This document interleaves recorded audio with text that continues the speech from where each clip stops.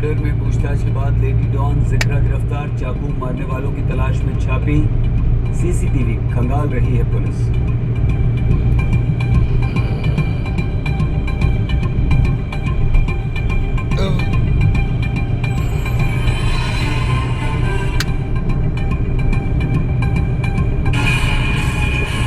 क्योंकि national Herald case में जब से ईडी ने चार्जशीट दाखिल कर दी है उसके बाद से भारतीय जनता पार्टी और कांग्रेस पार्टी आमने सामने है। आरोप दोनों तरफ से लगाए जा रहे हैं। इधर से कहा जा रहा है कि ये बदले की राजनीति करते हैं, कांग्रेस पार्टी कह रही है, बीजेपी बार बार कह रही है कि अगर भ्रष्टाचार किया है तो फिर खामियाजा भुगतना पड़ेगा। भ्रष्टाचार में हम बड़ा नेता छोटा नेता नहीं देंगे। लेकिन नया मामला क्या है वो जरा आपको बताते हैं।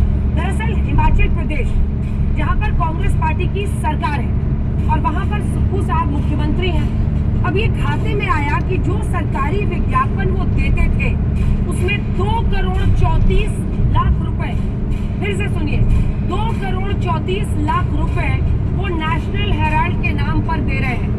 वही अखबार जो कि साप्ताहिक अखबार है, बीजेपी का दावा है कि अखबार तो अब छपते ही नहीं है, ऐसे में अखबार नहीं छपे, विज्ञापन उसमें ना डले, फिर भी सुक्खू साहब कह रहे हैं ये तो हमारा अखबार है, हम तो पैसे देंगे।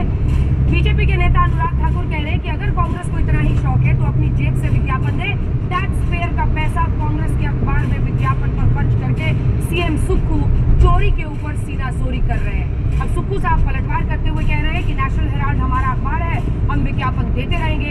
आज फिर बीजेपी और कांग्रेस दोनों इसी मुद्दे पर आमने सामने है। कुछ ही देर में गौरव भाटिया, राष्ट्रीय प्रवक्ता बीजेपी के हमारे साथ जुड़ेंगे। तालियों के साथ सुरेंद्र राजपूत जी का स्वागत कीजिए।